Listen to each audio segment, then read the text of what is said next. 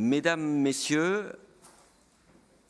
je suis très heureux ce matin, c'est une grande joie de vous accueillir dans cet auditorium Jacqueline Liechtenstein que nous partageons avec l'Institut national d'histoire de l'art. Ce n'est pas une formule quand je dis que c'est une grande joie parce que ce colloque Vibration et conservation, nous l'avons vu naître et grandir durant de nombreux mois, plusieurs années en vérité. Nous en avons suivi un peu les épisodes constitutifs et il n'est certes pas un aboutissement parce qu'aucun colloque ne l'est, mais il est en tout cas un jalon important dans la prise en compte des mécanismes vibratoires pour la conservation des objets du patrimoine, qu'il s'agisse des objets mobiliers comme du patrimoine immobilier. Et c'est pourquoi je suis très heureux qu'il puisse avoir lieu ici, même s'il est le fruit d'un travail évidemment qui associe de nombreux partenaires que je voudrais remercier d'emblée et chaleureusement. Des partenaires un petit peu historiques du projet, je dirais, comme le musée de la musique que je cite là et qui a été un peu aussi à l'origine de tout cela, mais aussi des partenaires qui se sont impliqués dans ce colloque précisément, et je voudrais les citer. La Fondation des sciences du patrimoine, le musée du Louvre, le musée du Quai Branly Jacques Chirac, le musée des arts décoratifs, le laboratoire STMS de Sorbonne Université IRCAM, le musée Beauvoisine à Rouen et CY Cergy Paris Université. Et à travers cette liste de partenaires, vous voyez un peu notre manière de travailler et qui fait un peu la spécificité de l'Institut national du patrimoine. C'est-à-dire que nous sommes certes un lieu d'enseignement supérieur, un lieu de recherche, mais rattaché au ministère de la Culture et en permanence en lien avec les professionnels du patrimoine et avec les institutions qui les accueillent et qui les font travailler en France. Et c'est comme ça d'ailleurs que nous formons nos élèves conservateurs et restaurateurs. Et c'est ainsi que travaille le laboratoire de l'Institut national du patrimoine, petite entité de chimistes et de physiciens, mais très particulière et originale en ce qu'elle est entièrement tournée vers la pédagogie, à la fois dans ce que la recherche apporte à la pédagogie, mais dans ce que la pédagogie aussi apporte à la recherche. Et nous travaillons dans ce lien le plus étroitement possible. Et je crois que d'une certaine manière, ce colloque Vibration symbolise ce travail qui a été entrepris par le laboratoire de l'INP, et j'en remercie les membres, et particulièrement Madame Sandy Lecomte, qui est la responsable de ce laboratoire et l'acteur à l'INP principal de notre colloque d'aujourd'hui. Je voudrais aussi dire que nous allons essayer, dans les années qui viennent, d'étendre cette manière de travailler au plus près des professionnels du patrimoine, en renforçant ces liens entre la recherche académique et ces professionnels du patrimoine. Nous allons essayer d'étendre, sur le fondement de ce qui a été fait en sciences expérimentales, de l'étendre aux sciences humaines et sociales, avec une nouvelle feuille de route qui sera bientôt dévoilée par notre institut. Mais j'en reviens à nos vibrations qui vont nous occuper pendant ces 2 jours et qui vous rassemblent aujourd'hui autour de trois grandes sessions, 2 sessions aujourd'hui et une session un peu particulière demain, un peu particulière en tout cas en France parce qu'elle permettra d'associer de nombreux acteurs autour d'ateliers très, très pratiques. Et donc nous aurons à la fois des enseignements théoriques aujourd'hui et leur concrétisation dès demain. Et je trouve que c'est tout à fait intéressant et original de procéder comme cela. Et je voulais surtout remercier l'ensemble de nos intervenants. L'ensemble de nos intervenants qui se sont rassemblés aujourd'hui et qui viennent évidemment de France, mais qui viennent de bien au-delà. Et je remercie tout particulièrement nos collègues étrangers qui ont fait le détour par Paris pour cette occasion, qui viennent des Pays-Bas, qui viennent du Japon, d'Allemagne, du Royaume-Uni, des États-Unis d'Amérique. J'espère que je n'oublie aucun pays, Non, je ne crois pas. Et de Suisse. Et de Suisse, merci beaucoup. Et donc je voulais vraiment chaleureusement les remercier d'être ici parce que l'on sait que cette question de l'application des recherches sur les vibrations au domaine du patrimoine est parfois plus avancée dans certains pays qu'elle ne l'est en France, en tout cas dans son mode d'application. Et nous avons besoin de ces apports de tous pour essayer que cette question des vibrations soit bien mieux prise en compte dans la conservation de nos collections, dans la conservation de nos monuments, qu'elle puisse, au même titre que l'on contrôle la lumière, que l'on contrôle l'hygrométrie, intégrer pleinement les pratiques professionnelles. Je voulais aussi remercier un partenaire privé, la société d'acoustique Matelis qui s'est associée à ce travail et vous souhaitez très chaleureusement, encore une fois, de très fructueux travaux pendant ces 2 jours qui seront enrichissants. Vous savez que vous pourrez retrouver l'ensemble de ce colloque sur notre médiathèque. Il sera mis en ligne après le colloque et cela permettra aussi de diffuser les résultats de ces 2 journées qui s'annoncent passionnantes. Je vous remercie.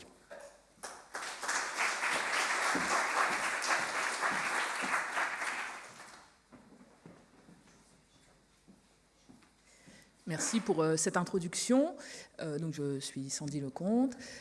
Juste pour vous rappeler, pour ceux qui ne l'auraient pas encore fait, la tenue donc, des ateliers demain et l'obligation que vous avez de vous inscrire de façon à répartir bien les participants sur les 5 ateliers. Donc vous avez le choix parmi 5 ateliers. L'atelier 1 dit mesure de vibration. L'atelier 2 appelé mesure de niveau sonore. L'atelier 3, qui porte 2 noms, je crois, selon les documents, mesure d'atténuation, atténuation des vibrations ou fonction de transfert, où là, il sera question d'évaluer les propriétés de matériaux de conditionnement et leurs propriétés absorbantes des vibrations. Un atelier 4 dédié au traitement du signal un petit peu avancé. Qu'est-ce qu'on peut faire dire aux signaux captés que vous aurez captés dans les ateliers 1 et 2 ou par d'autres moyens expérimentaux. Et enfin, le dernier atelier, donc dispensé par le bureau d'études Matelis, qui portera sur la caractérisation, les propriétés absorbantes des mousses que l'on trouve classiquement. Donc vous avez 5 ateliers. Cependant, vous n'avez la possibilité d'en suivre que 3, puisqu'il n'y a que 3 créneaux horaires disponibles. Donc pour ceux qui ne se sont pas encore inscrits sur le formulaire, vous avez au guichet d'entrée des feuilles pour y inscrire votre nom. Donc, à la pause, voilà, donc à la pause café, à la pause déjeuner et à la pause encore de cet après-midi. Et donc le rendez-vous, si jamais ce n'était pas clair, les ateliers demain n'auront pas lieu ici, mais auront lieu à Aubervilliers, au département des restaurateurs. Donc c'est au bout de la ligne, pas tout à fait au bout, mais c'est sur la ligne 7, 124 rue Henri Barbus. Normalement, vous avez toutes les informations sur la clé USB qui vous a été fournie à l'entrée. Alors de la même façon, si certains sont arrivés par une autre entrée de la galerie, que vous ne vous êtes pas enregistrés, donc vous n'avez pas réceptionné la petite clé, n'hésitez pas à y aller au moment des pauses. Et je pense que j'ai dit tout ce qu'il y avait à dire. Pour les Parisiens, essentiellement, si vous avez envie d'aller chercher encore du matériel que vous souhaitez tester demain, n'hésitez pas, faites-le. Et pour les non-parisiens, si vous avez amené du matériel à tester, on le fera avec grand plaisir demain. L'idée des ateliers demain est vraiment de collaborer, d'échanger, de faire des tests. Et on ne sera pas dans un enseignement unilatéral. Je pense que c'est bon pour ces infos pratiques. Je vais donc laisser la parole à Marguerite Jossic, qui... Je reprends la parole parce que lorsque je m'assois, en général, après avoir fait une introduction, je réfléchis à la personne que j'ai oublié de remercier. Et évidemment, il y en a toujours une. Et là, c'est un groupe de personnes et qu'il fallait évidemment remercier. C'est le comité scientifique qui a travaillé à l'élaboration de cette journée. J'ai cité les partenaires, ils représentent ces différents partenaires, mais je voulais les remercier personnellement, chacun d'entre eux, de leur implication dans ces 2 journées. Merci.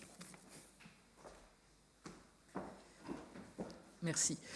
Donc on va pouvoir lancer les hostilités. Et donc c'est Marguerite Jossic, chercheur au musée de la musique, qui va présider cette séance. Et nous allons accueillir Bill Way pour la première présentation dédiée aux vibrations et au transport.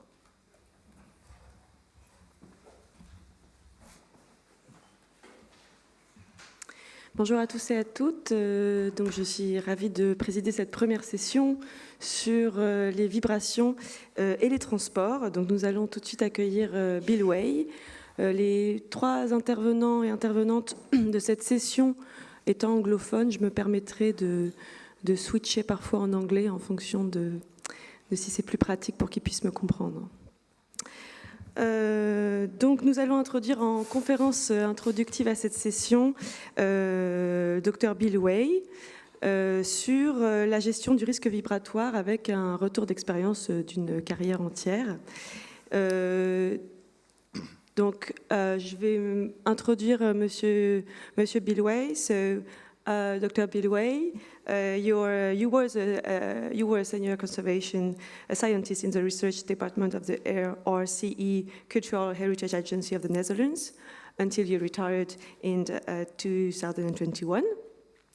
You have a BCE in mechanical engineering from Princeton University and a PhD in material science from the University of Illinois.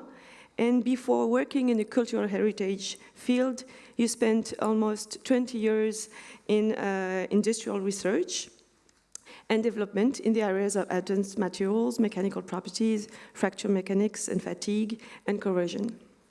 You have been conducting research into and consulting on the effects of vibration and mechanical stresses on the condition of fragile works of art and cultural heritage for more than 25 years now. And you are now an independent consultant. Thank you for being here. You can now speak. You have 20 minutes, so as we have a very precise schedule, maybe I will allow myself to say that you have maybe 5 minutes before the end of your talk. I will remind you that you have only 5 minutes left, if that's okay. Thank you. Okay, thank you very much. Can everyone hear me? I work with hearing aids, so it filters. So if I'm talking too loud or soft, I can't hear that. So you must tell me if you can hear me properly. And I hope I don't talk too fast for the translators. I'd like to, I'm very honored to give the keynote talk to this talk and for this colloquium. And I'd like to thank the organizers and Sandy who contacted me first for inviting me to give this talk. When I started thinking about this talk, I thought about a talk I gave over 6 years ago. It was actually organized by the Eastern Analytical Society, as was a chemistry group, but they had a vibration seminar in Princeton, New Jersey.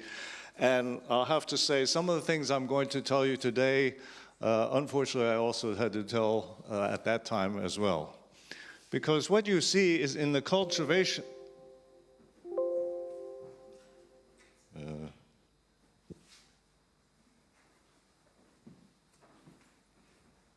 Okay, in the conservation world, you see lots of words being thrown around, terms, things that people don't quite understand, and there's all sorts of information that people panic.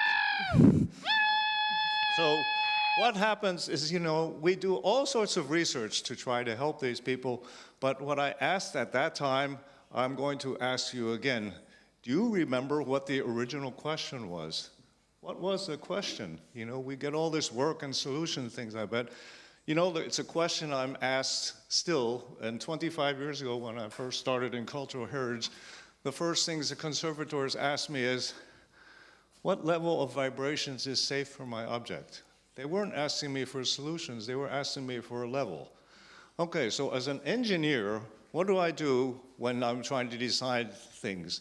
People are designing, if you're designing for safety, especially for safety, the first thing you're going to do is a risk analysis.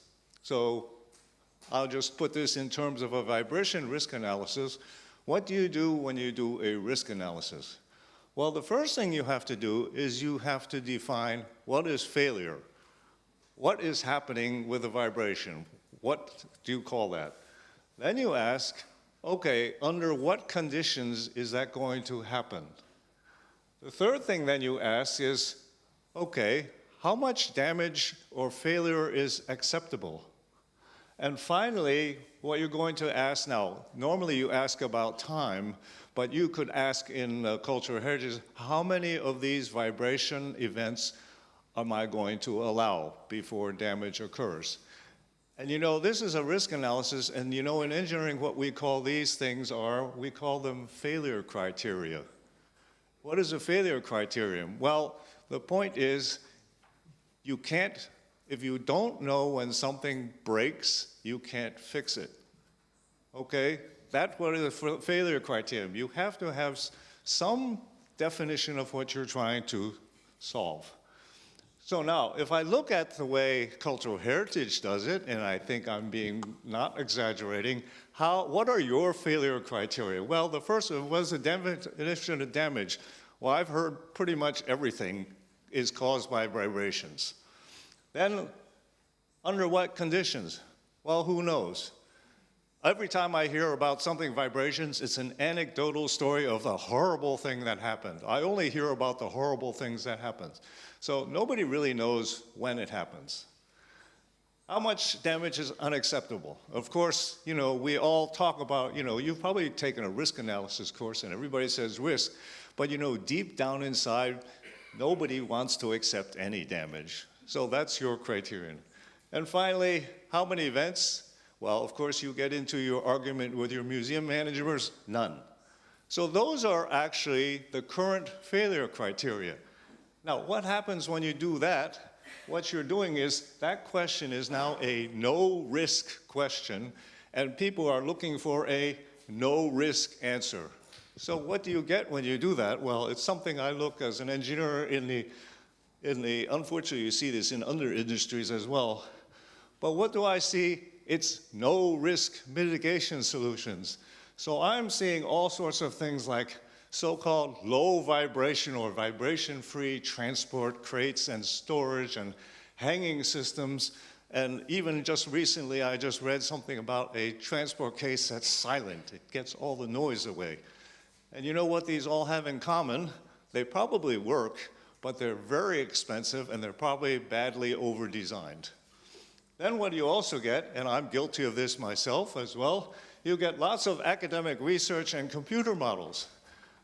What do the computer models tell you? It doesn't answer the question, but it's really nice, and you can see these things. And then, of course, the conservators say, well, you can't be too careful, can you? Well, yes, you can. And, you know, that's where I begin seeing research on everything. I see research on fancy museum carts and on how noise and music can all of a sudden destroy a painting. I mean, everything. And finally, of course, you continue that problem that you have with museum management. Of course, everybody's fighting, and you've got that conservation no control culture. You can't do anything. That's what happens with the failure criteria that you're using now. Now, of course, I can blame all of us and all of our researchers and things, but you know, those things are not solving this question. But another thing you have to do in risk analysis is you have to pose the right question. And the thing is, what people don't know is a vibration is a cyclic load. And a cyclic load doesn't mean just level. It doesn't mean I go to high level and it breaks. You also have to have time. So I always correct the people. I say, you know what your question actually is what level of vibration and how long does it last? And that's how long is missing in a lot of, actually almost all the work I see. So you really have to think your vibration risk analysis and risk management a little differently. So let me go back to our failure criteria, and let me just take you through a vibration risk analysis, including duration. Okay, the first thing you ask is, what kind of damage do you get in vibrations, and how much is acceptable or not acceptable? Well, these are the different kinds of definitions of damage I've gotten. If you see people talking about things breaking and cracking, people use a very fancy word of physical integrity, which is just saying that you lost material. So these are sort of, I don't know, you could sort of, these are saying objective kind of technical things. But then you get this thing where people say, well, we just got a little loss of material, but it changed the appearance. And that means it's changed or the object has lost its function. And what does that loss of function mean? Well, that means I can't, for example, it's too damaged or that little bit of damage, I can't read the object the way it was meant to be read. Okay, now all of a sudden what you're getting is a very subjective part of your definition of damage. And that is actually quite specific to cultural heritage. It's a very subjective part. It's not just cracks or loss of material. Then I ask the question, how much damage is acceptable? You're going to have to accept, if you're doing a risk analysis, that there might be some damage. So now, how much is it acceptable? You know, I said something about just a little bit. But what's just a little bit? You know, you're going to have to decide what just a little bit is. And I think that is one of the things that people are very afraid, not only of vibrations of climate, because you know that just a little bit, if you said just a little bit and it happened on your watch, well, it's your fault. That's sort of the way the cultural heritage world works, as I see it. It's always the conservator's fault. It's not the manager who says, well, let's do another night in the museum rock concert, or let's ship that painting once more. Okay, so I think this is where the fear factor is. But, you know, you're going to have to choose amount of damage that's acceptable. So that's the definition of damage and what is acceptable or not acceptable. Then you have to start doing, in your risk analysis, a sort of a prediction. Under what conditions does it happen, and how many events I am allowed? Or you can ask, how many events until, for example, the damage becomes unacceptable? How do you do that? Well, you have to do that based on experience. You know, experience, you have to look at your practical experience. How often do things happen? And the problem is right now, everybody says, oh my God, that one time was horrible. But you forgot all the other thousands of times that it didn't happen.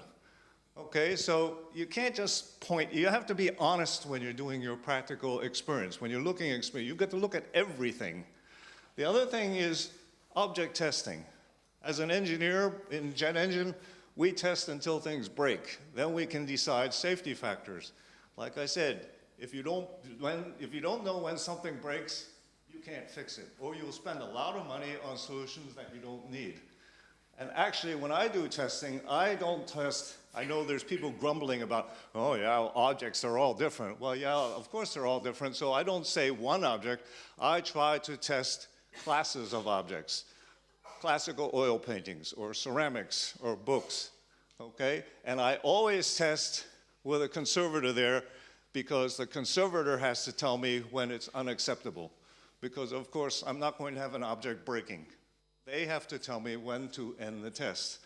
Okay, but that's still, you know, if you look at that, that's still actually kind of vague. So you have not only subjective, but you've got this ugly word here, statistics. Everybody hates statistics. We just had some statistics yesterday in the United States. Okay, everybody hates statistics, but you know, statistics is risk analysis. If you're going to do risk analysis in cultural heritage, you've got to deal with statistics. And you know, we all live with statistics. I have a hearing implant. I dealt with his statistics. I looked at all the medical reports and things, and I decided I'm going to let the surgeon drill into my skull 2 millimeters away from my brain.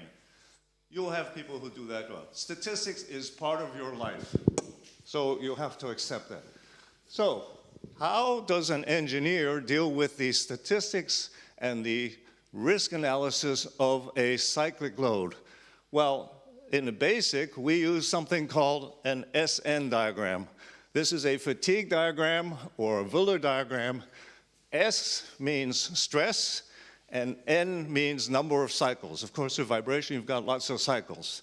Okay, what you see on this diagram, this is schematic, you see on this axis is the vibration level. And just so you know what I'm talking about in the rest of this talk, I'm talking about the incoming vibration level. For example, if there's a truck going by or the loudspeakers are here, it's what's shaking the building, and you have objects here. So your object might actually be vibrating more than what's coming in, but everything I talk about is based on incoming vibration level. Then you see here number of cycles. And of course, when you're counting cycles, you got millions and millions of cycles. I mean, you couldn't possibly count them. And if I were to make this axis 1, 2, 3, 4, 5, 6 cycles, I'd be all the way in Normandy on the Atlantic coast before the graph finished. So you see here a very funny set of numbers. This is called logarithmic. So this is, oh, well, that's actually a 1. This is 10 to the 0, which is 1. This is 10 to the power 1, which is 10. 10 squared, 10 cubed, 10 to the 4th, and then 100,000 million. You understand? So this is a logarithmic scale, which means I have I've pushed all the number of cycles into a smaller range. Okay? Now, what you have here are 3 different regions. First of all, I said cyclic loads, damage does not happen right away. You are below the strength of the material. So there's a certain amount of time and certain levels where your damage is accumulating, but at least it has not become unacceptable, at least the way you defined it. Once you reach a certain combination of number of cycles and level, you will get failure, however you define that. And there are, for many materials, something which is called a fatigue limit. If you stay below a certain vibration level, that object could go on forever. Or at least it could go on until your next regular treatment in 25 years. That is what we call fatigue limit. So this is a SN diagram, which engineers, it's a basic thing to try to predict when something may fail due to vibrations. It's not a straight line. I mean, I'm showing a very typical straight line. If you hate so anyway, how do you read this? Well, if I have a certain vibration level, I can let the object vibrate, and at some point it will fail at a certain number of cycles. If I have a lower vibration level, it will run longer before it fails. Okay, and then I talked about the fatigue limit where it would just go on forever. Now, if you notice here, actually, because this is a logarithmic scale, this is a huge difference between here and here. So actually, if you notice, and that straight line, which I just showed you, this whole thing is an experimental curve, so it's not actually a perfect straight line. There's no such thing. So you will always have a band of data, which will define no failure or failure. Okay, but what you see on this scale is actually all I need to do is drop the vibration level a little bit, and I win a lot of what I call fatigue life. Okay? On the other hand, even though my vibration level might be high, it doesn't mean that things will fail right away. It depends on how long the vibration lasts. If it only lasts a few seconds, it's probably okay. That's how you read this. Something else you might want to notice, I had here a number of cycles, and we're not going to sit there counting millions and zillions of cycles. What I could do is I could say, well, let's talk about number of loan transports, or number of nights in the museum, or number of visitors walking by my showcase. Okay, so I don't have to count all the cycles, but I can still use this same diagram. And you know what's really nice about cumulative damage? Do you know what people do when a valuable painting goes on transport a lot? They treat it. They might even consolidate it. What are you doing with that? That means if you had made a trip and you got some damage, well, when I treat it, I've actually won back not all of, but some of the fatigue life. Okay, so you can actually fix it. If you don't believe me, don't get in an airplane, because airplanes are designed this way that you can see a crack grow, and then when it grows too long before the wing falls off, they fix it. Well, the other thing, now that I've showed you that, we'll go back to the original question. This is the issue and the problem I see in most of the work in vibrations right now is everybody's busy with this part, the vibration level, and they just ignore the rest of this, or they don't know about the rest of this. But it's not just this, it's also this, okay? That's how we use this kind of a diagram. Now, these diagrams are all experimental, so that's what I've been doing the last 25 years, is actually trying to get a little bit of data to try to answer the question of not safe level, but safe level and duration. So what do you do? Well, you measure. You know, you can measure. I've measured vibrations during a huge rock concerts. I've measured during construction, just for the people who, just so you know, the rock concerts is not the noise level of the acoustics, it's the speakers. The speakers are mechanically things walking the wall. So you can measure that, and after that's over, I ask the conservators or the curators, was there any damage? And then I have a data point. I also measure vibrations during transport, and what I've done is practical experiments. I reported this last November. I actually, over a 2-year period, I visited 13 large museums and spent a week in each museum looking at as many transport records as I could find. And that means all of them, not just the horror stories. Yeah? Then you can do testing. Now, these are two typical testing vibration tables, which you can find anywhere in the world, even here in France. In the Netherlands, we have 3 or 4 of them. I use these tables about 1.5 meters by 1.5 meters. You can put all sorts of objects on them, and you can test them. You know, I mean, there's been some nice work in the literature building their own systems, but you know, if they'd spent the money building the systems, I calculate you could literally have rented one of these for 6 months straight and tested lots and lots and lots of objects, and you probably would have learned a lot more. So, but these instruments, they can vibrate anything you want. You can do a simple cyclic load. You can simulate a truck. You can simulate an airplane. So, object testing. Yeah, and we test generally up until 50 hertz, because once you go beyond that frequency, it doesn't matter anymore. It's the lower frequencies that are the problem. Okay, so I said class of objects. Well, I've tested everything. I mean, actually, there's going to be a test talk later today. I'm interested in bugs, ceramics. That's a simulation of Anne Frank's diary, third world cultural objects. And of course,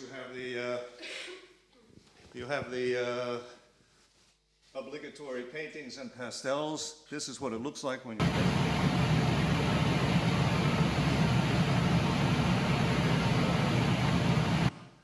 Okay, so that's how you get that kind of data.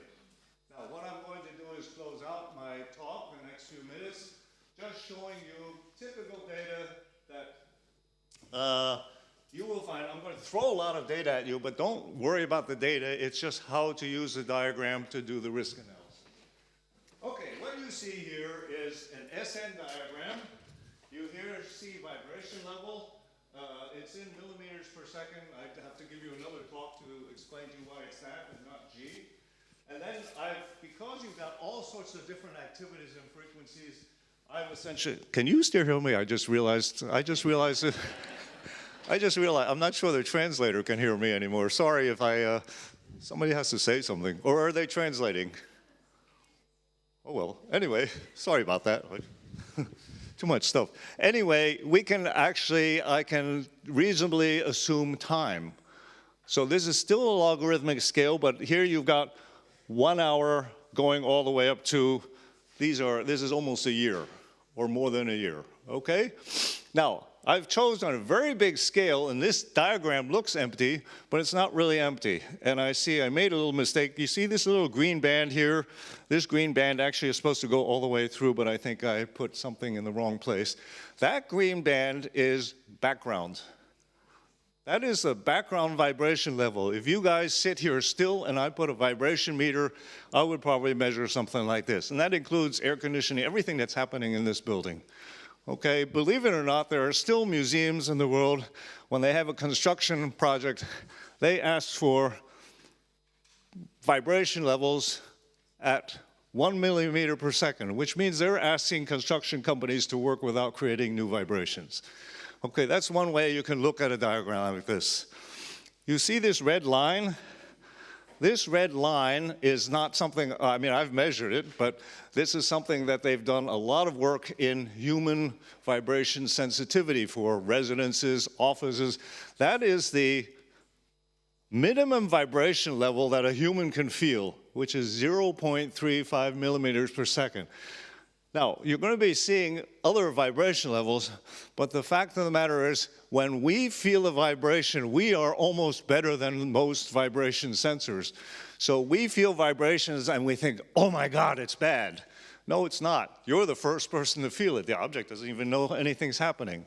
Okay, so just be aware, your feeling vibrations is a very bad way of monitoring objects. Okay, now I'm going to just throw you a lot of data on here. You see a lot of stuff. What I'd like to point out is these are a lot of data points. I've got some squares as well, and some circles. You see, these data points are open circles. In engineering, an open circle means, for example, here I tested paintings as pastels. These were other objects. An open symbol means nothing happened. And the little arrow means, well, I finished the test, but I could have kept going. Okay? So what you see here are a lot of data points where nothing happened when the test ended, or for example, when the rock concert ended, or here, when the construction project ended. There are 2 points on here with a solid circle. This one is an experiment. It's the first experiment I ever conducted many, many years ago about rock music. I actually had a really bad painting from an art subsidy, which our art curator said, that's a piece of garbage, you can test it. I tested it. It had lots of loose paint. It took 15 hours for a tiny piece of paint to fall off of it. Okay, and we can actually prove it came from the painting. So that's one failure thing. That's very extreme. This is the other extreme. It's a pastel at 50 millimeters per second, which lost pastel particles fairly quickly. But I have to tell you, if you're at 50 millimeters per second, vibrations isn't your problem. You've got another bigger problem. Okay, so you see a lot of these open circles. You see construction. This is a vague color, and this is all transport. This is actually the results of my transport with just a little bit points, which means something happened, but we're not really convinced that it was vibrations. Okay, so that's the kind of data, and you know, I've drawn this sort of line here. It's not a true limit, but it does tell you, look at all this data. Nothing's happening, even in high vibration. So you do have, vibrations are, you have to be careful, but it's not like something's gonna happen right away. Okay? Okay, now, what can I do with this? Well, the first thing I can do with this is, because I see a lot of things here with nothing happening, it's something I published way back in 2008 or 6 or something, is a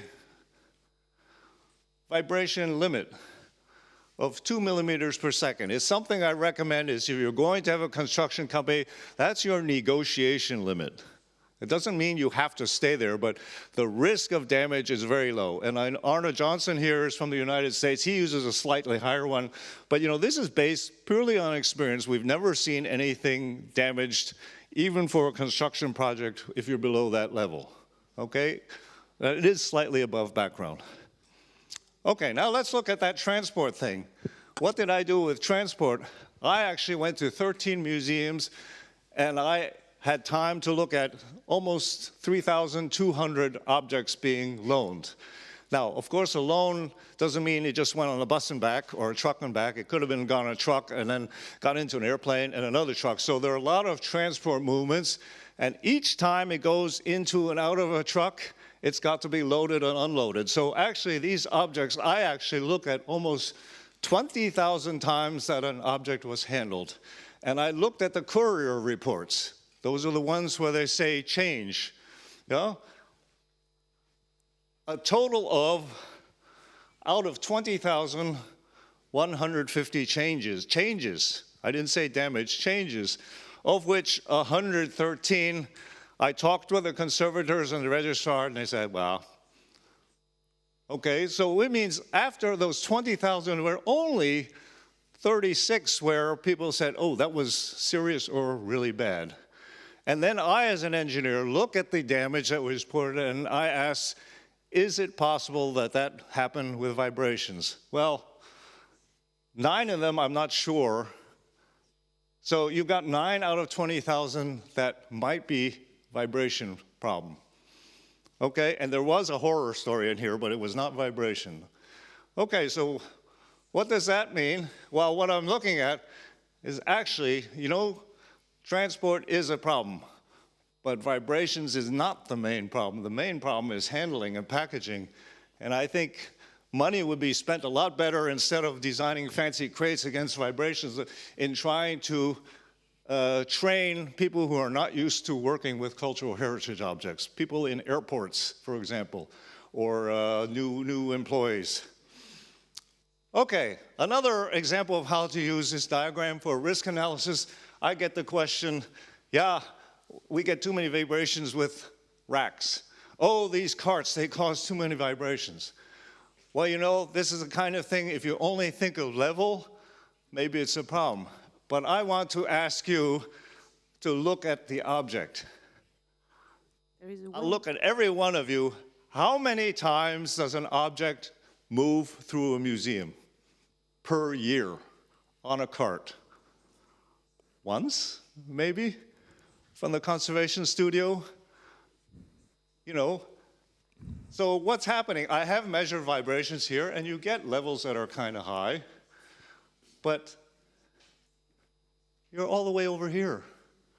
You're all the way here, all the way on the left side of the time diagram. If I wanted to do those racks, if I wanted to move these racks enough so that at least I had the same as a transport time, maybe 5 or 10 seconds, I'd have to pull that rack out and in every day for a whole year. Okay, so you're looking at something that's, you can just look at an SN diagram and say, maybe you should concentrate on some other problem. And you know what a good solution for this is? Slow down. I've seen curators in a big hurry pull the racks out really fast, pushing the carts really fast. There's 1 minute. And they carry the painting really slowly. Okay? And, you know, if you talk about backing boards, they work for transport. And I'm asked, should I put backing boards on my racks? Well, you know, people ship the paintings with a backing board, and they leave it on there. That's fine. But I think you're spending a lot of money, which could be spent somewhere better with museums who want to put backing boards on everything on their racks. You don't really need to. Okay, so I'm going to conclude. I've just sort of given you an idea of what I, as an engineer, think in terms of vibration risk management. You've got to ask the proper question. It's level and time. And then when you're doing it, you've got to be realistic. You've got to accept some kind of damage, and then you can actually look for more cost-effective solutions. Okay? Think in terms of the SN diagram, which is not just the S, but the S and the N, in terms of experience and testing. Vibrations are not always the root cause of your problem. Make sure you check that. And I always recommend, and there are universities starting to teach mechanical properties in their conservation curriculum because a lot of you don't have the background to even understand what I'm talking about, okay, or it's very new for you. Thank you very much, and I assume the questions come later, or? Sorry? Yes, we're going to invite the second speaker to come on stage, and then we have a small time to discuss after the 3 interventions. Thank you.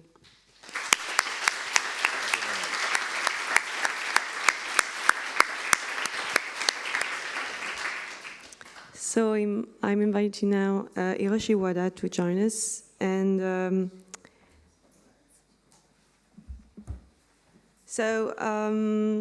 So Dr. Hiroshi Wada is the head of the conservation science section of the Tokyo National Museum. He has been working there since 2000 as a researcher on preventive conservation, and in recent years he has also conducted research on the relationships between the response characteristics of cultural property materials to vibrations generated during transportation and the accumulation of fatigue, as well as on the application of digital technology to museum activities. Thank you. Thank you for the kind introduction. I'm Hiroshi Wada, came from Tokyo, Japan. I appreciate the opportunity to present at such a wonderful conference. Currently, I am one of the very few researchers in Japan focusing on the transportation environment of cultural properties. I participate in this conference to broaden my international perspective and gain cutting-edge insights. The title of my presentation is as follows. As you know, when measuring vibrations during the transportation of cultural properties, we use acceleration data loggers. The 4 key parameters in the measurement protocol are shown here. Sampling frequency, wake-up interval, signal trigger level, frame size. In the past, due to the limited memory capacity of data loggers, we had to carefully optimize the settings to capture the overall characteristics of transportation. However, with the increased amount of memory available today, the need for fine-tuning has decreased. It is now possible to continuously record vibrations throughout the entire transportation process.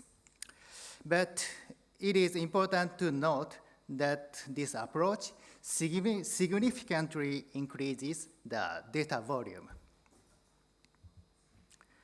We conducted continuous vibration measurements during transportation.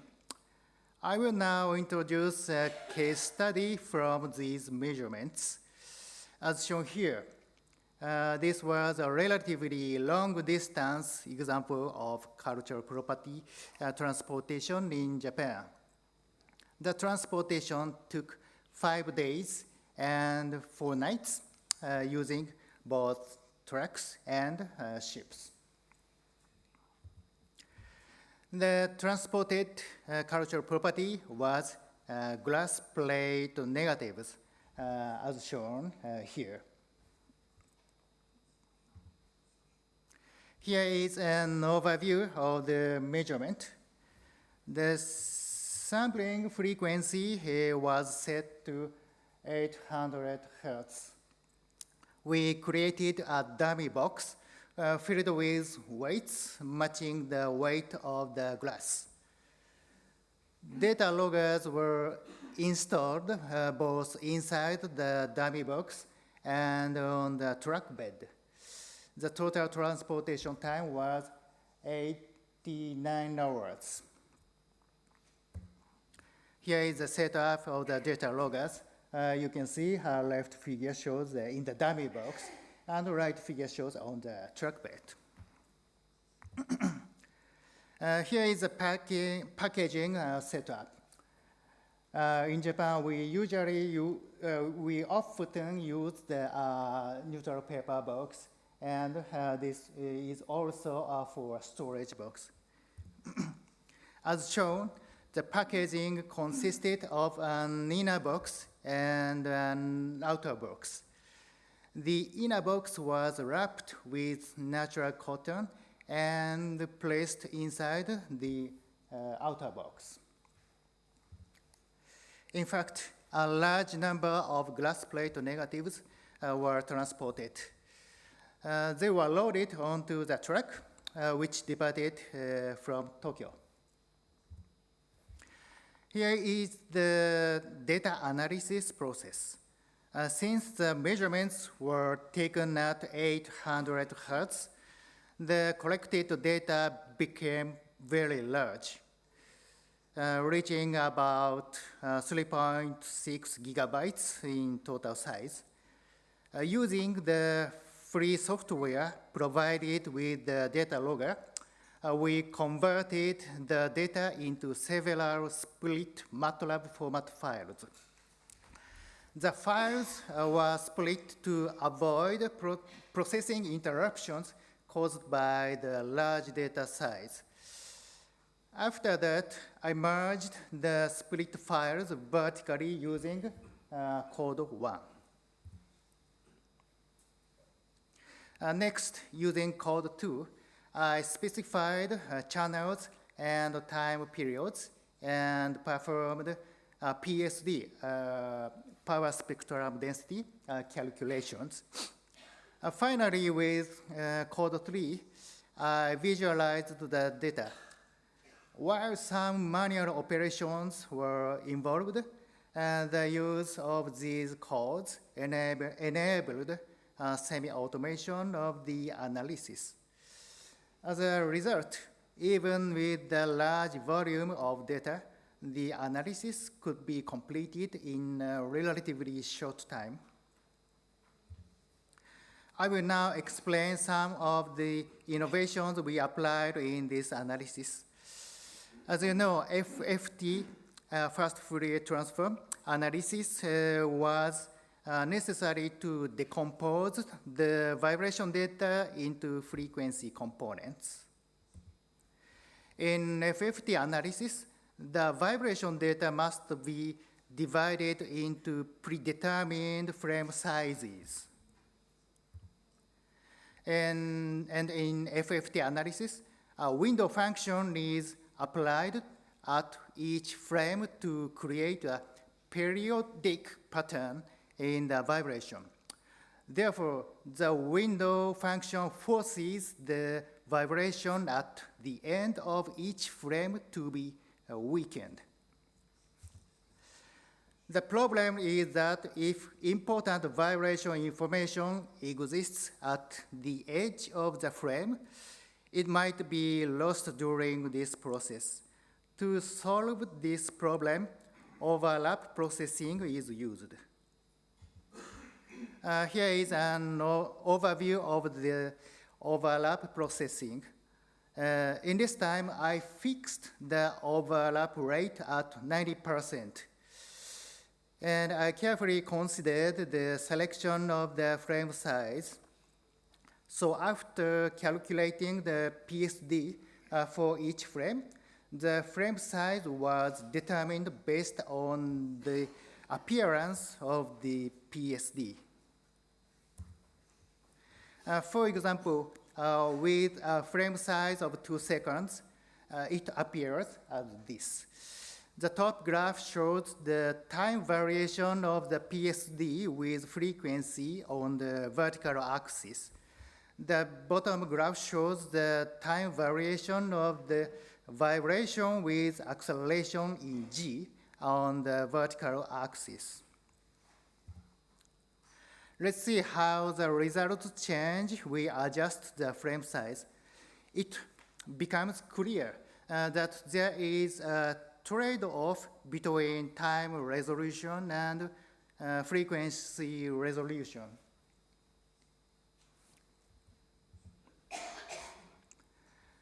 So based on this examination, I conducted that frame size of 7 seconds was appropriate.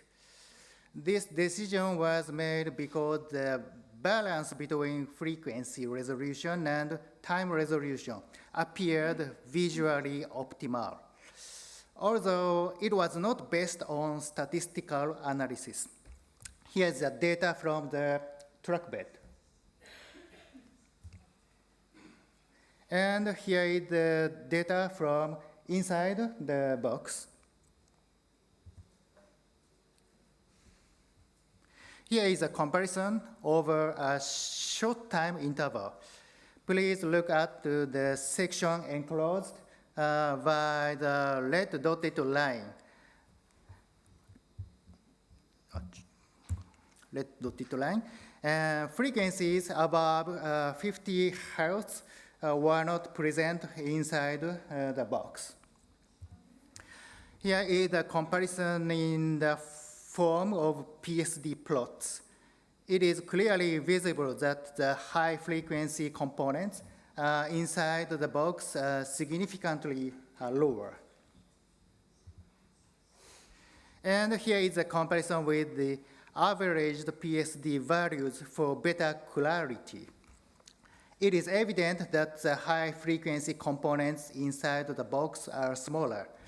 On the other hand, frequencies around 10 Hertz were amplified inside the box compared to the trackbed, the blue dotted line squares. Here is the PSD in the box divided by the PSD in the trackbed. In other words, it shows the ratio of the vibration of the trackbed transmitted into the box at each frequency. Both figures have frequency on the horizontal axis and the transmission ratio on the vertical axis. The left figure uses a logarithmic scale for the vertical axis, while the right uses a linear scale. It is clear the transmission ratio was high for frequencies around 10 Hertz. To confirm this phenomenon, we conducted experiments after the transportation. We replicated the same packaging used during transportation. Packing box is being secured to the vibration table and input sine waves from 2 Hertz to 500 Hertz and random waves. This random wave used international standards. We also used a modified version of the international standard random wave using this transport data. Additionally, we measured each packaging material individually to assess their response to vibrations from materials and natural cotton wrapped with paper. Here are the experimental results. The left figure is the experimental results. This is a result of an experiment using sine waves. And the figure on the right shows the measurements recorded during transport. It was confirmed that the resonant frequency exists around 10 Hertz. We identified the resonant frequency of the box, I think.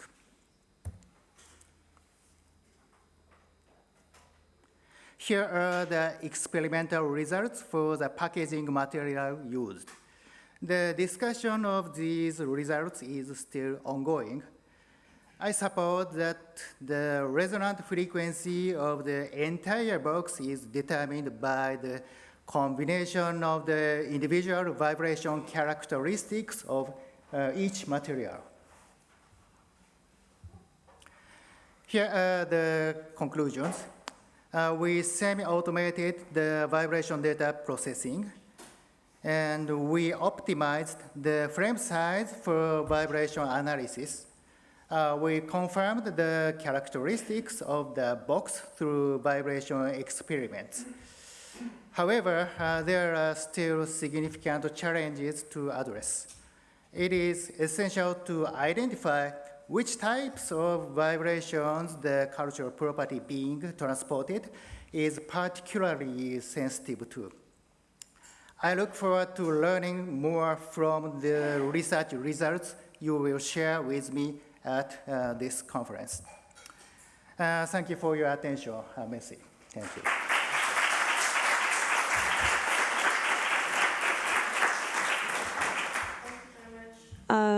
So I'm going to invite now the third speaker, Franziska Lieb, from the Stiftung Jüdisches Museum in Berlin.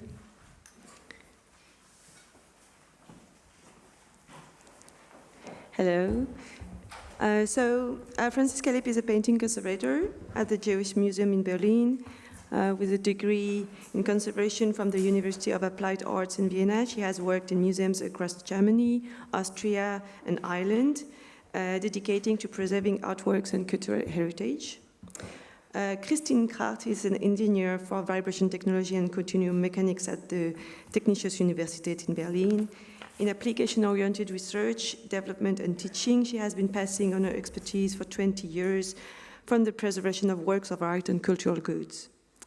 Since 2020, Francis Calip and Kirsten Kracht have been collaborating on a transdisciplinary project focused on the effects of vibration on canvas paintings in exhibition displays and strategies for reducing them using backing board systems.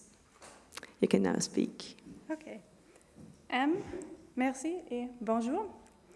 I'm very happy to be here today and talk to you about a project we've been researching on since 2020. And during this time, we had a deep look into vibrations on canvas paintings in our exhibition space at the Jewish Museum in Berlin, and also into the efficiency of custom-made backing boards for them. And as you said, this project is an interdisciplinary collaboration between the Conservation Department of the Jewish Museum Berlin and Kerstin Kracht, who is an engineer from the Technical University. So I will start by giving you an overview of the vibration problem we encountered at the museum, and then I will talk about the research project we did together with the Technical University. And finally, I will show you how we can now apply the results in a museum exhibition space. So everything started during the refurbishment of our permanent exhibition when the designers decided to display the most iconic paintings of our collections on glass steles. So here you can see the painting exhibition space at the Jewish Museum in its current state. And we have 16 glass steles. All of them are 3 meters tall, but they differ in width, as you can see here. And on these steles, we present a total of 30 paintings on the front and back. And of these 30 paintings, 24 have a canvas support and therefore are vulnerable to vibration. And already during the planning of the steles, we conservators suspected that vibration might be a problem, but it was promised to us that the dampening silicone strip will be sufficient in preventing this vibration from transmitting to the paintings. But after the install, the vibration was absolutely visible to us, and therefore we contacted Kerstin Kracht, who is specialized in vibration technology, to have a deeper look into it. So here you can see a not-to-scale sketch of the construction of the glass steles. And the steles themselves are attached to the main floor. It's down there. And around them, there is this white hollow floor and little stands. And in 2020, we tested the vibrational characteristics of the floor, of the white floor, and 2 of the glass steles with their paintings on it. And with this measurement, we could prove that the footsteps of the visitors on the hollow floor are passed on to the steles via the original floor and also via the silicone dampening strip inside the mounting of the floor. So the promised vibration isolation, therefore, had not fulfilled its purpose. So here you can see the vibration transfer path from the visitor's footsteps through the mounting and the frame onto the painting's canvas. This is the canvas. And I won't be going into detail, but the results show that an excitation of 10 people walking around on the white floor can lead up to a displacement of the canvas up to 2 millimeters. So, like Bill White showed before, the canvas itself is excited by the transferred vibration to move forward and backward.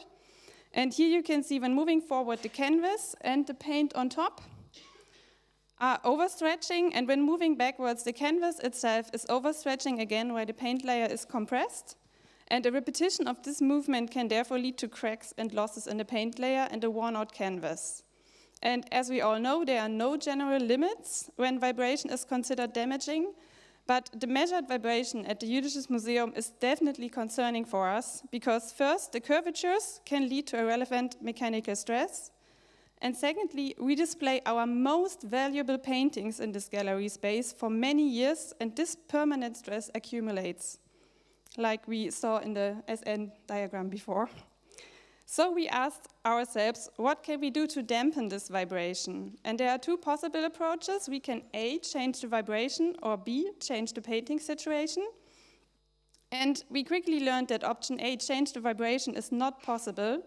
First of all, we cannot reduce the visitors' numbers because the museum is designed as a round tour, and there would be no way around this display area. And secondly, a damper installation would require major renovation work, which would be very cost-intensive and probably not very aesthetically appealing. And furthermore, it's a new designed space, and that needs to stay untouched by contract for the next years. So we can't do anything about this. So there was no other way than B, adapt the painting situation. And for this purpose, for many decades, conservators have used cushioned back protection, and these are normally built out of a rigid board, sometimes with a cushioned inlay. And they are used to prevent the transfer of humidity to the reverse of the painting or to protect the backside from dirt and mechanical injuries. But with a soft inlay, they also provide some dampening of the vibration to the canvas. And this solution for us would have the advantage of being invisible, being more cost-effective, and it could be done in-house by our conservation team. The only disadvantage is that a cushioned backing board can never fully dampen the whole vibration. So therefore, we researched for the best possible backing board solution. And to find the most suitable materials, I did a literature review and a survey among paintings conservators. And this survey was answered by 102 conservators. And I asked them what kinds of materials are in use, and in general, and especially for vibration dampening. And here you can see some of the results. For the rigid board materials, mostly corrugated cardboard and archival cardboard were mentioned, while for the inlays, most conservators preferred a simple polyester fleece, most often from the sewing supply. And I also asked whether they would see the need of an inlay touching the reverse of the painting for best dampening results. And the reason for this is that during my university training, I learned that there is an air cushion gap, and this should be preferred. And this would also dampen the vibration. So therefore, it wasn't much of a surprise when 1/3 of the conservators answered the inlay and the reverse of the canvas should not touch. But another third answered they would prefer the contract, while the last third would decide this depending on the situation. And with all this information, I selected the most promising materials for vibration testing: 2 different kinds and thicknesses of corrugated cardboard and 5 different inlays, 4 polyester fleeces, which differ in stiffness, and 1 foam board. And for the experimental vibration test series, a test stand, which you can see here, designed by Kerstin Kracht, was brought to the conservation department of the Jewish Museum, and we selected this original painting from the glass steelies to match it with 4 different backing board configurations. This is the painting Still Life with Peaches by Rudolf Levy, made in oil on canvas. And on the test stand, the painting is mounted in a metal frame with an elastic support on foam to have free movement in all directions, and on the reverse of the frame, it's excited by a shaker asymmetrically. And on the front, in the middle, a triangulation laser is positioned with a fixed distance on a robotic positioning unit, and during the test runs, the response of the canvas surface to the vibrational excitation was measured on about 20,000 measuring points. And it's important to know that we used a lower frequency to protect the painting, so the response amplitude of the canvas was lower than 0.5 millimeters. Remember, on the glass steelies, we measured up to 2 millimeters of deflection, which is 4 times higher. So, no, I wanted to move.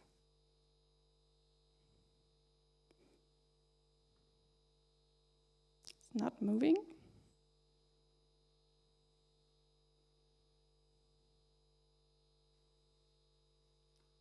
Okay, then you have to imagine it's moving. So the measurement then gave us a high definition picture of the eigenmodes of the painting, and here you can see the third eigenmode in all 4 configurations we measured. The left without any backing board or inlay, and then 3 with different backing board systems. It is visible that the results slightly differ from each other, so if it would move, you would see a slight difference.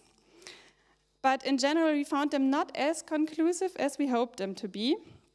So therefore, we tried an additional approach and created a digital FEA model of the painting. And with this digital model, it was possible to predict the motion of the canvas due to excitation, and then to match the painting digitally with different backing boards. And to build this model, the software firstly needed a lot of data. So I did a painting's characteristics assessment to generate this data. And I generated data about the painting's dimensions and geometry, the conditions of the canvas and paint layers, like existing deformations, as well as the mapping of different areas that differ in paint thickness or pigment. And most important, a mapping of the canvas properties, like the position of tension points or tension garlands. And here you can see the finished painting's model in a different eigenmodes. Oh, wait, this is moving. And on the bottom you can see, so the upper thing, it's only the painting, and on the bottom you can see the process of matching it digitally with a backing board. On the left is the physical painting with its best matching custom-made backing board and inlay. In the middle you can see the implementation of it into the FEA model, and on the right you can see the first eigenmode. And it's visible that there's still a red movement in the upper left corner, but at the moment this is the maximum we can do to dampen the painting, because on one hand, we still miss a lot of data to build a more accurate model of an aged painting. And on the other hand, we need to work with off-the-shelf materials which do not have the 100% perfect characteristics for us. So with all this information, we decided to have a deeper look into inlay materials and the contact between the painting and the inlay. So we did a second experimental test series. And because we planned a more extensive testing series and could not carry this out on our original masterpieces, I bought a dummy painting at the flea market, which had similar structure and aging like our original paintings. And firstly, we measured the dummy and its frame without any backing board, and then we measured it with 6 different configurations. Every time we used the same corrugated cardboard, but we tested 2 types of polyester fleeces with different stiffnesses. I have them with me if you want to touch them later. And 2 different thicknesses to get information about the mentioned contact between the inlay and the canvas. And I additionally tested different fixation methods of the backing board to the painting. And on the right now, you can see the results. The first column shows the movement of the painting surface without any backing board, and the second column with a backing board but with no inlay. And in both you can see that there's quite a lot going on in this higher frequencies down here. But as a result of the testing, we found that the corrugated cardboard was even not stiff enough to dampen the painting, so therefore we added another test with a honeycomb cardboard, which is much stiffer, and the inlay with the best results from the previous tests. And here it is, the test winner of this test series. It's honeycomb cardboard with a soft acoustic polyester fleece inlay. And you can see the vibration isolation is working for this dummy painting up to 12 Hertz, which are the first 2 pictures. And from 61 Hertz onwards, which are the 2 last pictures, you can see a lot of movement. So this solution would be enough to present the painting on the glass dealies, where we have a maximum excitation of 2 Hertz, but in case of transport, this backing board wouldn't be sufficient. And in the end, our results are an interplay of real and digital vibration testing, so we could clearly see that every painting has its own specific vibration behavior, and therefore a sufficient vibration dampening can only be reached by a custom-made backing board with a perfectly fitted inlay. But because we cannot test all paintings in our gallery space, we needed to find clusters of similar behaving paintings with the digital FEA model to give recommendations. And by now, for the paintings on the glass dealies, we can give the following recommendations.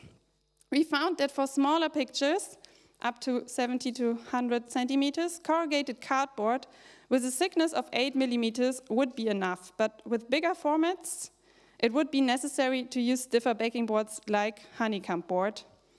And for the inlay, the stretching of the canvas on the stretcher is very important. And for canvases with a weak stretching on a smaller format, the soft acoustic polyester fleece is sufficient, but with a better stretching on the canvas, the format size can rise. And in all other cases, the medium film acoustic fleece should be used.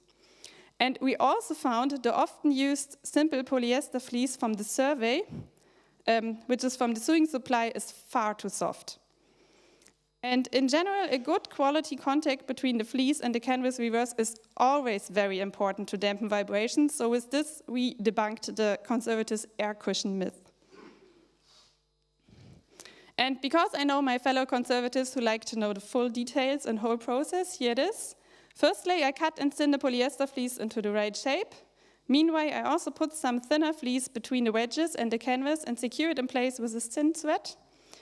And then I sew the inlay onto the backing board, and then I secure the whole thing onto the frame with spring plates. And at the moment, we are still, oh, they move, very good. At the moment, we are still carrying out some evaluation testing to see that the results of our projects are actually working on all of the paintings, and it looks very promising. And to give you a glimpse here, you can see some first measurements. On the left is the still life painting equipped with a standard backing board and no inlay, while on the right side, you see the painting with its custom-made backing board. And here the movement is still visible compared to the first, but it's causing way less stress for the canvas. But because these are just first measurements on only 17 points, we might miss some more local maximas. So therefore, we are currently testing a few selected paintings from the glass steelies on the test stand with the very accurate measurement on about 20,000 points.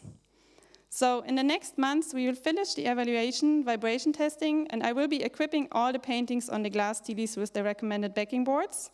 Furthermore, I will have a look into the transferability of the custom-made backing boards into other situations in our museum, like freestanding walls and temporary exhibitions and transport situations. And finally, my colleague and I are planning to publish our research. So in the end, I would like to say a big thank you to my colleagues from the Conservation Department at the Jewish Museum, and thank you very much to Kerstin Kracht. Furthermore, I'd like to thank our student Maximilian Alex, who assisted us in the first round of testing. Et pour vous, merci beaucoup pour votre attention.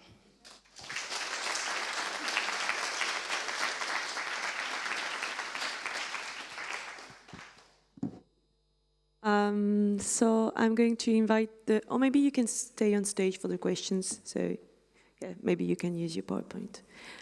So yeah, maybe the two other speakers can come and answer the questions if you want. We'll have, maybe I think we have 20 minutes now for the questions and discussion. I have some questions. For you, Bilway, I was wondering, how did you take into account the frequency information during your testing? Because you said that you were using an excitation between 1 and 50 hertz.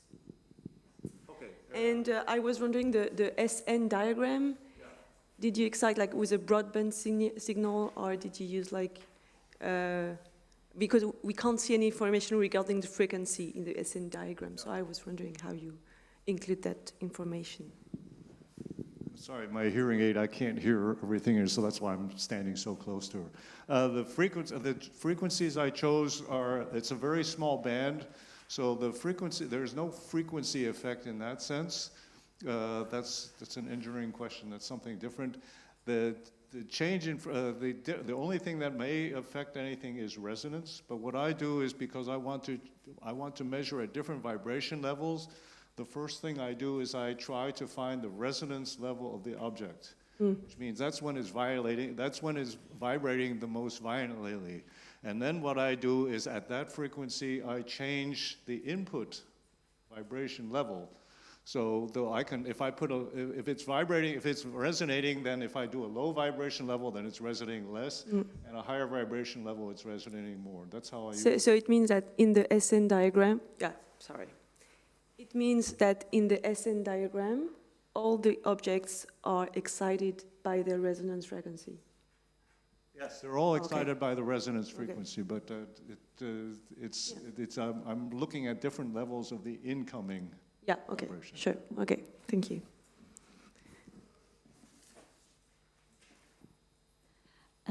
Thank you for your interesting talks.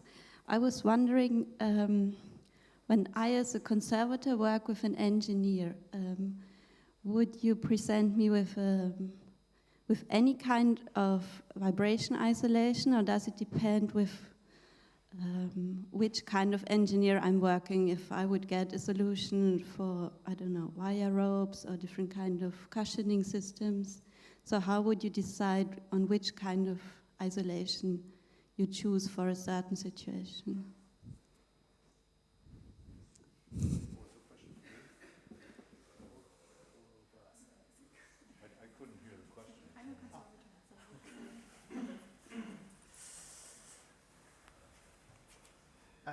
I don't know. I can answer for your question or not, because the most important information is what is the natural frequency of the object, I think. So if we know the natural frequency of the object, we can use some mechanical isolator or firm cushions, shift the vibration, frequency of vibration that generated from the transported tools. So if the natural frequency of the object and the vibration generated on the track bed is similar, the travel damage will be happen. So we must shift.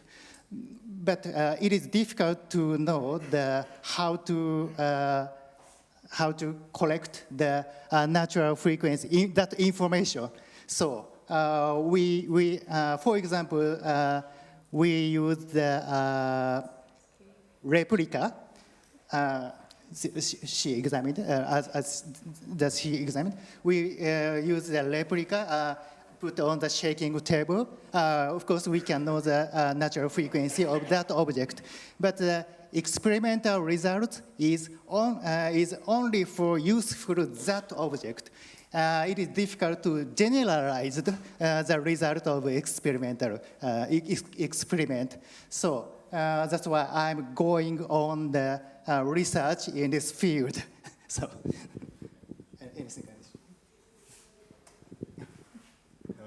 I'm sorry, I didn't quite hear the question. I understood. Did I understand what was the effect of packaging? Or no? Doesn't matter. I'm sorry.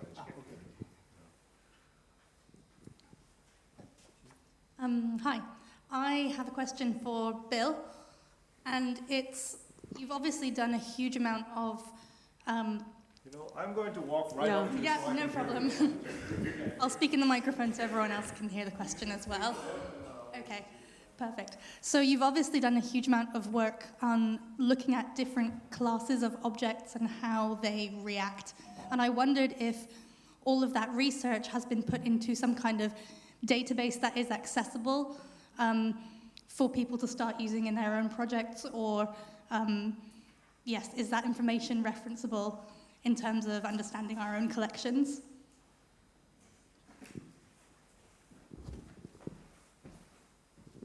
Well, you've actually trapped me. I'm very bad at publishing. I have 5 half-written papers, so because the government forced me to retire, they will be all published in the next year. So yes, that data will be. I have things on pastels with. I think I see Lila back there. And I had another student doing pastels. I've done some things on paintings.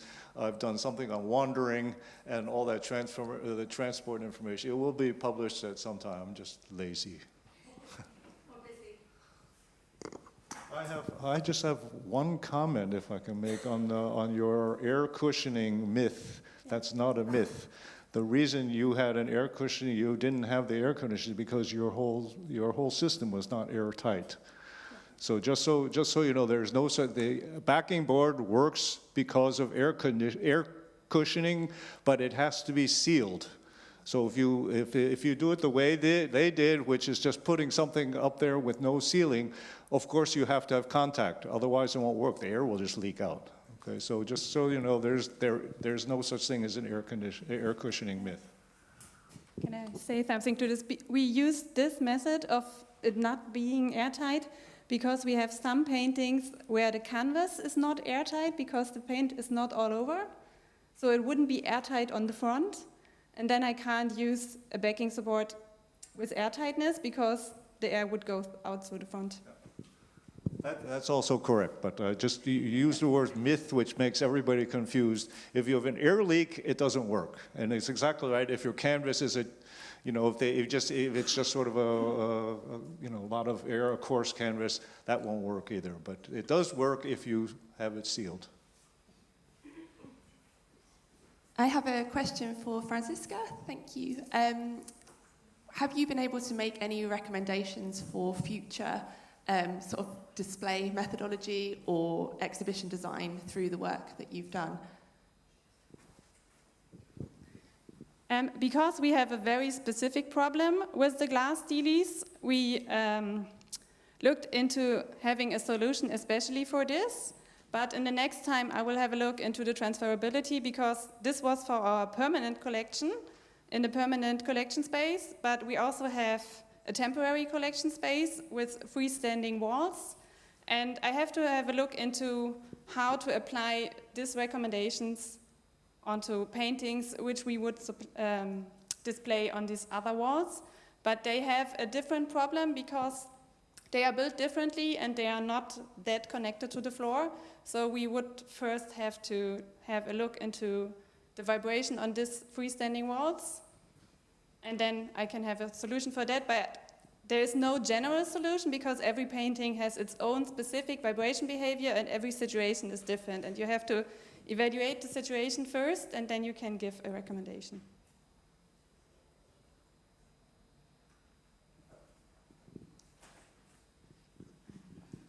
Bonjour, je vous remercie pour votre intervention. Malheureusement, je vais parler en français. J'ai une question. Dans les églises, il y a beaucoup de restaurations de chapelles avec des échafaudages et le bruit des échafaudages, le montage et le démontage qui peut durer de 3 jours à 1 mois. Je voulais savoir justement quel impact sur les vitraux, les peintures, le plancher. Mais est-ce qu'il y a vraiment... Et qu'est-ce qu'on pourrait faire? Parce que surtout que les ouvriers ont tendance à jeter les montants avec les marteaux, ils les assemblent et voilà. Maybe I can translate in English. Billy, do you want to come so that you can hear the question as well? No, it's for everybody, I think. No.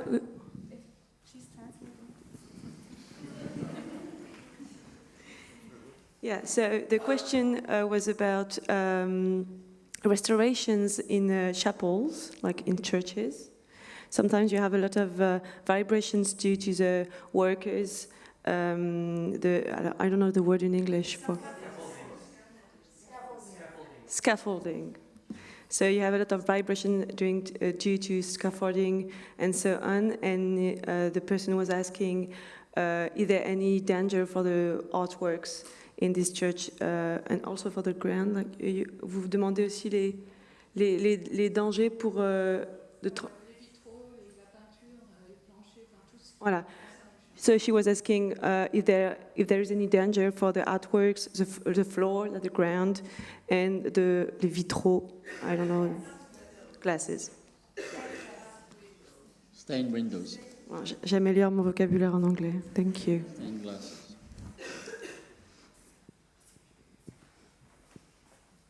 I think I'll try to do this slowly. In cathedrals, I understood. Churches and churches, chapels. Oh, yeah. Yeah, I mean, if you think of a chapel of a church also as a museum, and you have art hanging, then it will be the same thing. If you have construction next to the church, it will be the same thing. This is one of those cases, of course, where you also have to think if the church is not climatized, vibrations is probably a secondary problem. Your problem is probably more climate change than vibrations. If you talk about floor and construction, then you're starting to look at building codes and historic building codes. I know in the Netherlands we do not have, unfortunately, we do not have a historic building code. But I think in France you do for historic buildings, for vibrations. If we have what? Sorry. Law, codes. Regulations. Work, yeah. Je crois pas. I don't think so. Okay. I don't know. So the answer to your question is yes, but it's not any different than if it's in a museum. I always talk about museums and other collections, and so the cathedral would be like that. And you know, Arne Johnson is someone he does a lot of the construction work, and so it's not a special problem. It's a same problem as with other kinds of buildings. Does that answer your question?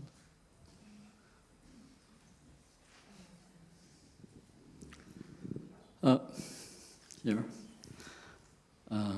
I have a question for Francesca. I'm a painting conservator and used to put backing boards on paintings for a long time. I notice you have worked on very specific approach, very specific problem with the glass walls. I notice you haven't tested anything but cardboard. Did you try or did you think about using polycarbonate, corrugated carbonate with inlay, and why it doesn't show here if you did? The first thing is, in the survey, most of the conservators preferred cardboard in the survey. So I had a look on this, but I also have paintings in this gallery space which are double-sided paintings. And we used, in previous times, this laminated plastic sheets, but they are not as stiff as the corrugated cardboard because they have these lines, but they don't have this line. So it's not like honeycomb cardboard, which is stiff in all directions. They are only stiff in this direction, but they are not stiff in this direction. So they have a kind of very specific movement, and we tested one, and it was not very conclusive why it's not working, but it wasn't as good as the cardboards we tested. Yes, the honeycomb one.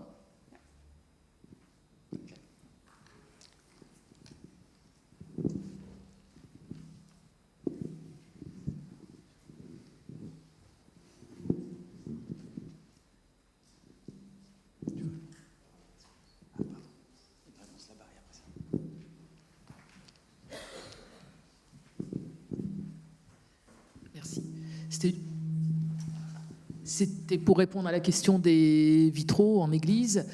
Un peu comme l'a dit Madame Lipp, en fait, tout va être hyper spécifique. Et donc, on ne peut pas généraliser tout de suite.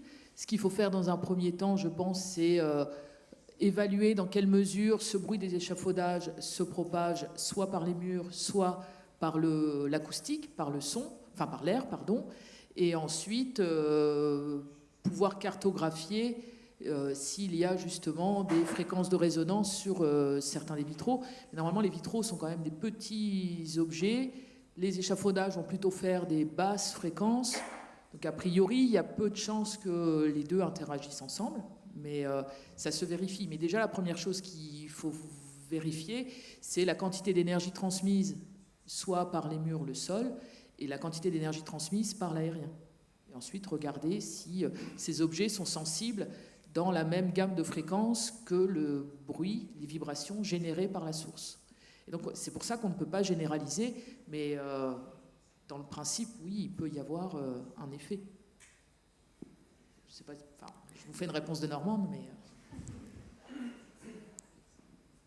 Mais ces questions-là seront particulièrement abordées aussi demain dans les ateliers. La question des résonances, des transmissions, voilà, c'est aussi des choses qu'on pourra regarder pratiquement demain. It's just a thought about Frau Lipp's speech that, as very often, the museographical choice has been done before, and after that, collection has to adapt. And we try to find solutions. I'm working on the painting department in the Louvre, and we accumulate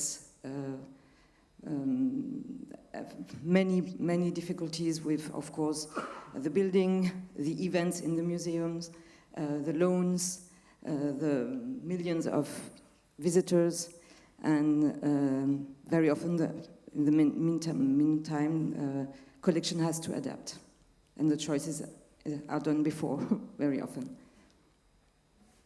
Yeah, thank you very much for this understanding. Yeah, that's the same thing with us. the design choice was made, and we are also in a very special building. It's made by the architect Liebeskind.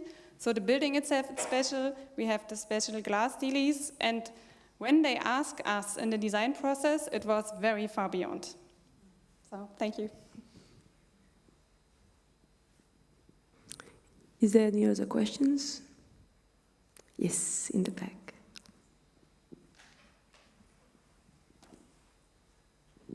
Thank you. No, just a comment about the object themselves, because we are focusing on vibration and possible effect on and damage on the object. But I think that we are lacking a lot of information about the real behavior of the object, and especially multi-layered objects.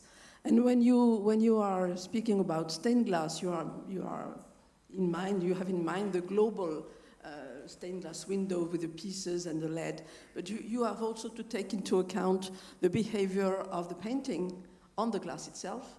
And we know now that there are several damage caused by stress on this, and tensile stress on these layers that can provoke at short, mid, or long-term damage on the glass itself. Just as an example. But I think that we have to go further on the analysis and the research on the behavior of the objects submitted to vibration. But maybe I'm wrong, and there are a lot of information in other countries. But I think that, at least in France, I think we don't know everything about the real behavior of objects. Yeah, I would say something to this. Yeah, that's the thing. We did this digital FEA model, but because we want to digitally made a painting, and it should be a painting which is aged, which acts similar like an aged painting, but I can't cut down an aged painting and measure it. And if I cut down a dummy from the flea market, it wouldn't be the same like the original painting. So in this FEA process, we lack a lot of data. Thank you. Maybe we're gonna, one last question, okay, and then we're gonna have a short break. Just a really quick comment on the conversation. That was sort of where my first question was thinking. So, for example, in the UK, for Audi testing, you can access a database that has the research and the data of how specific materials react, and so that information is out there, it's helpful. And that's where I think the information of the research that everybody is working on could get to, if we could have like a database of how specific classes of materials or types of objects react, then obviously each situation is specific and individual, but it would give everyone a starting point of where to start their research. So it's really important that all the work that everyone is doing is centrally published somewhere, or that we get to a point one day where there is an accessible database of this information. Yeah, for sure. Thank you very much. Thank you to all our speakers. And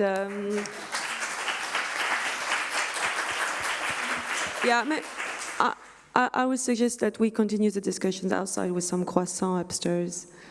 And we will be back in 20 minutes at 11:30.